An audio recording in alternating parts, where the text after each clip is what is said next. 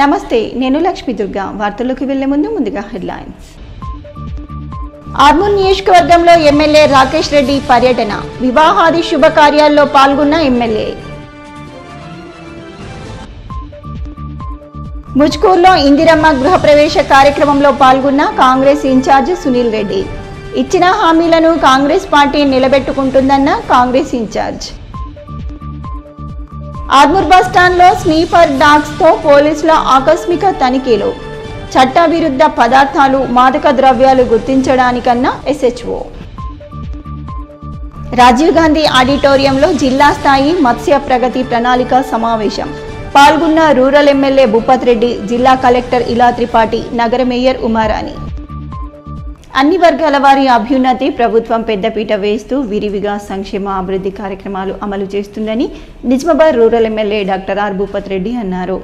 ప్రజాపాలన ప్రగతి ప్రణాళిక 99 రోజుల కార్యాచరణలో భాగంగా రైతు వారోత్సవాలను పురస్కరించుకొని నిజామాబాద్ నగరంలోని రాజీవ్ గాంధీ ఆడిటోరియంలో మత్స్యశాఖ ఆధ్వర్యంలో జిల్లా స్థాయి మత్స్య ప్రగతి ప్రణాళిక సమావేశం నిర్వహించారు.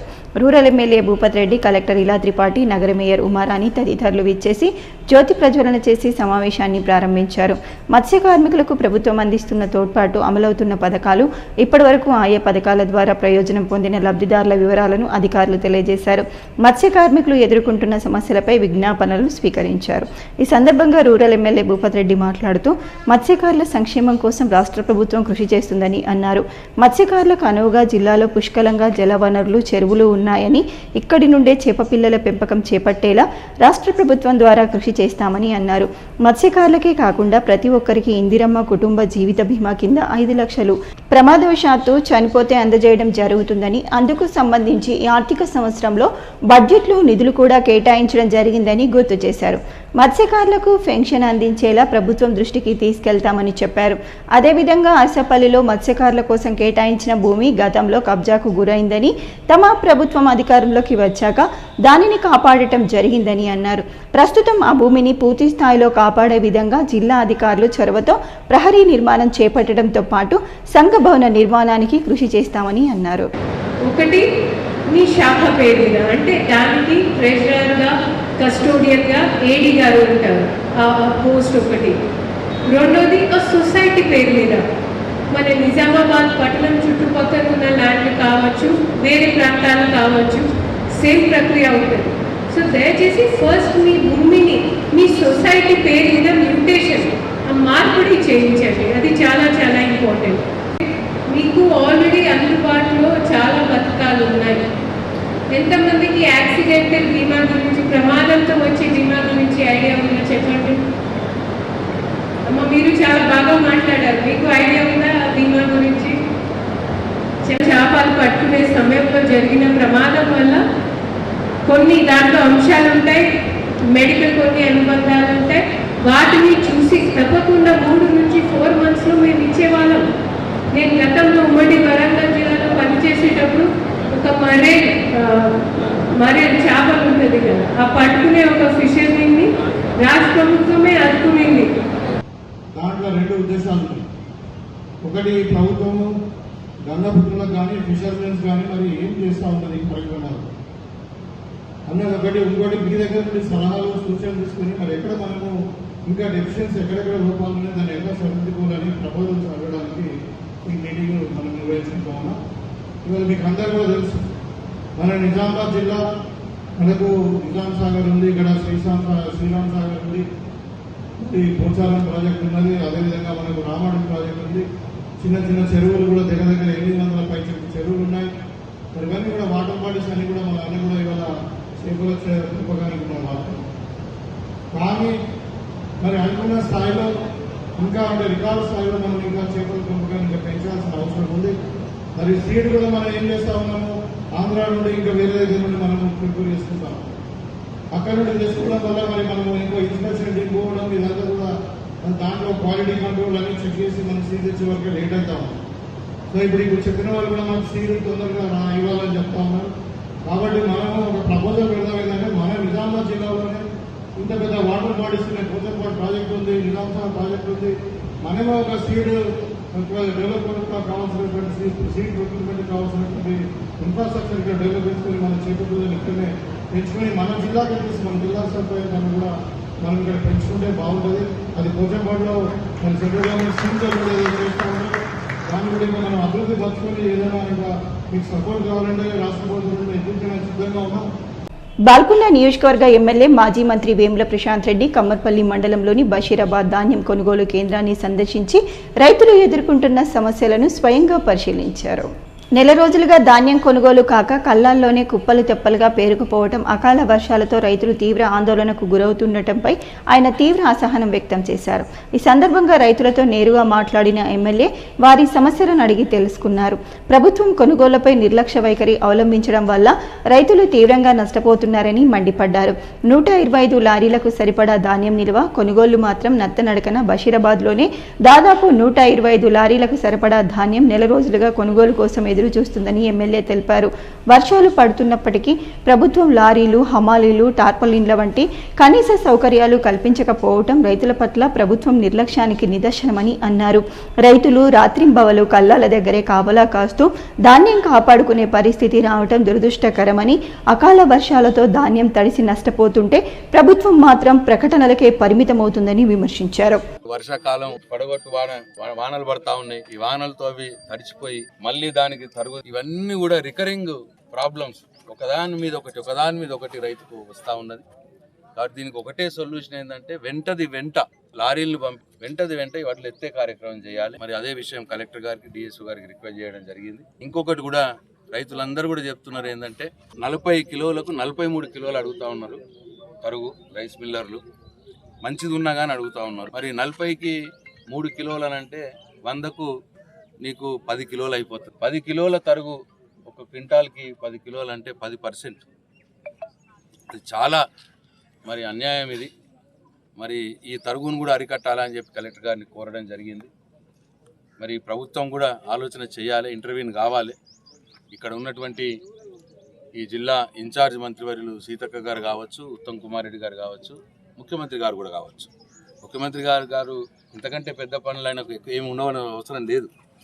రైతులు ఇవాళ బర్నింగ్ ఇష్యూ ఉన్నది, మొత్తం రాష్ట్రం అంతా ఈ సమస్య ఉన్నది. కాబట్టి వెంటనే ముఖ్యమంత్రి గారు రివ్యూ మీటింగ్స్ పెట్టి అందరితో కోఆర్డినేట్ చేసుకొని ఎట్లా పోవాలి, రైస్ మిల్లర్ వాళ్ళకి ఏం చెప్పాలి, ఎట్లా అమాలీ ఇష్యూస్ సార్ట్అవుట్ చేయాలి, లారీల ఇష్యూస్ ఎట్లా సార్ట్అవుట్ చేయాలి, వర్షాలు పడితే మరి టార్పాలిన్లు ఎట్లా సప్లై చేయాలి, ఇవన్నీ కూడా మరి వెంట ఎవ్రీడే వైజ్గా రివ్యూ చేయాల్సిన అవసరం ఉన్నది. ఆర్మూర్ నియోజకవర్గంలో ఎమ్మెల్యే పైడి రాకేష్ రెడ్డి పలు వివాహాది శుభకార్యాలకు హాజరై నూతన వధూవరులను ఆశీర్వదించారు. ఆర్మూర్ పట్టణంతో పాటు నియోజకవర్గ పరిధిలోని వివిధ గ్రామాలలో జరిగిన శుభకార్యాల్లో బీజేపీ నాయకులతో కలిసి ఎమ్మెల్యే పైడి రాకేష్ రెడ్డి పాల్గొన్నారు. వివాహ శుభకార్యాల్లో పాల్గొని నూతన వధూవరులను ఆశీర్వదించి శుభాకాంక్షలు తెలిపారు. ఈ కార్యక్రమంలో ఎమ్మెల్యేతో పాటు బీజేపీ ప్రజాప్రతినిధులు, నాయకులు, కార్యకర్తలు తదితరులు ఉన్నారు. ఆర్మూర్ పట్టణంలోని ఆర్టీసీ బస్టాండ్లో ఎస్హెచ్ఓ సత్యనారాయణ గౌడ్ ఆదేశాల మేరకు ఎస్ఐ యాకీర్ అరాఫత్ ఆధ్వర్యంలో ఆకస్మికంగా తనిఖీలు నిర్వహించారు. బస్టాండ్ ప్రాంగణాన్ని స్నీఫర్ డాగ్ సహాయంతో క్షుణ్ణంగా తనిఖీ చేసి అనుమానాస్పద వ్యక్తులు సామాన్లను పరిశీలించారు. ఈ సందర్భంగా ఎస్హెచ్ఓ సత్యనారాయణ గౌడ్ మాట్లాడుతూ జిల్లా సిపి ఆదేశాల మేరకు చట్ట విరుద్ధమైన పదార్థాలు, మాదక ద్రవ్యాలు గుర్తించడానికి శిక్షణ పొందిన స్నీఫర్ డాగ్ సహాయంతో ఆపరేషన్ చేపట్టి ఆర్మూర్ బస్టాండ్ ప్రాంగణాన్ని ఆకస్మికంగా తనిఖీ చేయటం జరిగిందని అన్నారు.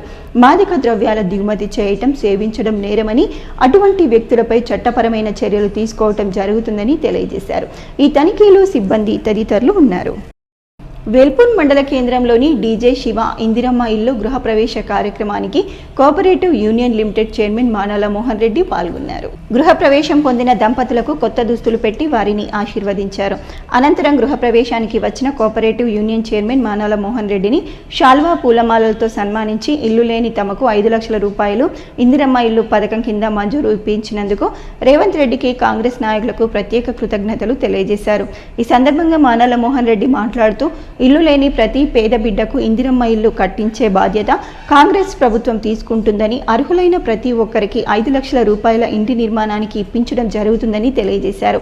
ఈ కార్యక్రమంలో వేల్పూర్ వ్యవసాయ మార్కెట్ కమిటీ వైస్ చైర్మన్ గడ్డం నర్సారెడ్డి, జిల్లా జనరల్ సెక్రటరీ దామోదర్ గౌడ్, మండల కోశాధికారి రేవంత్ రెడ్డి, గంగయ్య, వెంకటాపూర్ ఉప సర్పంచ్ నరేందర్, సహకార సంఘం director Rajender, Indiramma committee members Ramana, Rajeshwar, Rajender, Lavanya, Lahari, Congress senior నాయకులు భగవాన్ దాస్, అంసాపూర్ మధు, జంగన్న, సతీష్, కుక్నూర్ సర్పంచ్ లతీషా, భూమారెడ్డి తదితరులు పాల్గొన్నారు. 5 లక్షలు మాకు ఇచ్చిన తర్వాత మేము ఇల్లు కట్టుకున్నాం. ఇప్పుడు చాలా హ్యాపీగా ఉన్నాం. Thank you Revanth Reddy. బాల్కొండ నియోజకవర్గంలో కాంగ్రెస్ పార్టీ నియోజకవర్గ ఇన్ఛార్జ్ ముత్యాల సునీల్ కుమార్ రెడ్డి పర్యటించారు. ముచ్కూరు గ్రామంలో ఇందిరమ్మ నూతన గృహ ప్రవేశ కార్యక్రమంలో పాల్గొన్నారు. ఈ సందర్భంగా ఆయన మాట్లాడుతూ కాంగ్రెస్ పార్టీ ఇచ్చిన హామీలన్నింటినీ నిలబెట్టుకుంటుందని అన్నారు. పేద మధ్యతరగతి కుటుంబీకుల సొంత ఇంటి కల కాంగ్రెస్ పార్టీతోనే సాధ్యమైందని కొనియాడారు. రెండో విడతలో మరికొంతమందికి ఇందిరమ్మ ఇల్లు మంజూరు చేస్తామని తెలిపారు. ఈ కార్యక్రమంలో కాంగ్రెస్ పార్టీ నాయకులు, కార్యకర్తలు తదితరులు ఉన్నారు. రైతులకు ఇబ్బందులు కలగకుండా ధాన్యం కొనుగోలు వెనువెంటనే చేపడతామని అడిషనల్ కలెక్టర్ కిరణ్ కుమార్ తెలిపారు. చెంగల్, బడా భీమ్గల్ వరి ధాన్యం కొనుగోలు కేంద్రాలను ఆయన అధికారులతో కలిసి పరిశీలించారు. అకాల వర్షాల దృష్ట్యా తడిసిన ధాన్యాన్ని పరిశీలించి రైతులతో మాట్లాడి వివరాలు తెలుసుకున్నారు. ధాన్యం కొనుగోలు ప్రక్రియను వేగవంతం చేసే విధంగా చర్యలు చేపడతామని, రైతులు ఆందోళన చెందాల్సిన అవసరం లేదని తెలిపారు. ఈ కార్యక్రమంలో స్థానిక అధికారులు, రైతులు తదితరులు ఉన్నారు. వేల్పూర్ మండల కేంద్రంలో కాంగ్రెస్ కార్యాలయంలో Telangana cooperative union limited chairman Manala Mohan Reddy media సమావేశాన్ని నిర్వహించారు. ఈ సందర్భంగా బీఆర్ఎస్ కార్యనిర్వహణ అధ్యక్షుడు కేటీఆర్ సమావేశంలో మాట్లాడే భాష తీరు చూస్తే వారు ఏం మాట్లాడుతున్నారో వారికే తెలియటం లేదని అన్నారు. వారు మాట్లాడుతున్న భాష తీరు మొదలు మార్చుకోవాలని తెలిపారు. మేము వరంగల్ రైతు డిక్లరేషన్లో ఇచ్చిన మాట ప్రకారం రైతులకు 21,000 కోట్లు రుణమాఫీ చేసింది అవాస్తవమా? అదే డిక్లరేషన్లో ఇచ్చిన మాట ప్రకారం సన్నవడ్లకు బోనస్ ఇస్తున్నది అవాస్తవమా? ఇవి వారికి తెలియటం లేదా అని అన్నారు. బాల్కొండ ఎమ్మెల్యే మాజీ మంత్రి వేముల ప్రశాంత్ రెడ్డి పీసీసీ అధ్యక్షుడు మహేష్ కుమార్ గౌడ్పై సవాల్ విసురుతూ మాట్లాడిన మాటలకు వారి స్థానంలో కోఆపరేటివ్ యూనియన్ చైర్మన్గా సవాలు స్వీకరిస్తున్నా సిద్ధమైతే చర్చకు రావాలని అన్నారు. మీరు చేసినటువంటి అరాచకాలు, అస్తవ్యస్తమైనటువంటి వ్యవస్థలన్నింటినీ తిరిగి పునర్జీవం చేస్తున్నామా లేదని చెప్పాలి. ఈ విధంగా ప్రేలాపనలు చేస్తూ గ్లోబల్స్ ప్రచారంకు దిగడం ద్వారా రాష్ట్రంలో ఉన్నటువంటి ప్రజలు గమనిస్తలేరని నువ్వు అనుకుంటే పొరపాటు అనే విషయాన్ని సందర్భంగా కేటీఆర్ కు హెచ్చరిస్తుంది. అన్నిటికంటే ముఖ్య విషయం ఏంటంటే ఈ జిల్లాకు సంబంధించినటువంటి మాజీ మంత్రి మన శాసనసభ్యులు ప్రశాంత్ రెడ్డి గారు నిన్న ఒక ఇంట్లో మాట్లాడుతూ మా పిసిసి అధ్యక్షుడు మహేష్ కుమార్ గౌడ్ గారిని ఉద్దేశించి మాట్లాడినటువంటి మాటలు. పిసిసి అధ్యక్షుడికి నేను సవాల్ విసురుతున్నా, నువ్వు నిజామాబాద్ రా, మీరు రుణమాఫీ చేసినా, బోనస్ ఇచ్చినా, ఇంకా రైతులకు ఇవ్వాల్సిన మేలు ఏవి చేసినా నేను రాజకీయ సన్యాసాన్ని తీసుకోవడానికి సిద్ధంగా ఉన్నటువంటి మాట ఏదైతే ఉందో ప్రశాంత్ రెడ్డి గారు మాట్లాడింది. ప్రశాంత్ రెడ్డి గారు నీకు ఇంతకు ముందు చెప్పినాం, నేను ఆవేశంలో మాట్లాడతావు, మరి కూర్చుని మాట్లాడదామంటేమో మళ్ళీ పారిపోతావు. మా పిసిసి ప్రెసిడెంట్ కి ఇచ్చినటువంటి సవాల్ మేము స్వీకరిస్తున్నాం. నువ్వు డే టు టైం డిక్లేర్ అయ్యి మేము వచ్చడానికి సిద్ధంగా ఉన్నాం. నువ్వు చెప్పే మాటలకు మా పిసిసి ప్రెసిడెంట్ దాకేందుకు, మాజీ అధ్యక్షుడు అనుకో, ఈ రాష్ట్రంలో కార్పొరేషన్ చైర్మన్ అనుకో, నీతోటి మాట్లాడడానికి ఎక్కడికి రమ్మన్నా అక్కడికి రావడానికి సిద్ధంగా. వరి ధాన్యం కొనుగోలులో ప్రభుత్వ జాప్యంతోనే అకాల వర్షాలకు రైతులు పంట నష్టపోయారని మాజీ మంత్రి బాల్కొండ ఎమ్మెల్యే వేముల ప్రశాంత్ రెడ్డి అన్నారు. భీమ్గల్ మండలం బడా భీమ్గల్ గ్రామంలో వరి ధాన్యాన్ని ఆయన పరిశీలించారు. ఈ సందర్భంగా వేముల ప్రశాంత్ రెడ్డి మీడియాతో మాట్లాడుతూ ప్రభుత్వ నిర్లక్ష్య వైఖరికి రైతులు పంట నష్టపోయారని, ధాన్యం కొనుగోలు విషయంలో ప్రభుత్వం నిర్లక్ష్యంగా వ్యవహరిస్తుందని అన్నారు. అకాల వర్షానికి పంట నష్టపోయిన రైతులను ప్రభుత్వమే ఆదుకోవాలని, లేని ఏడల బీఆర్ఎస్ ఆధ్వర్యంలో రైతుల పక్షాన ఆందోళన కార్యక్రమాలు నిర్వహిస్తామని హెచ్చరించారు. ఈ కార్యక్రమంలో బీఆర్ఎస్ నాయకులు, రైతులు తదితరులు ఉన్నారు.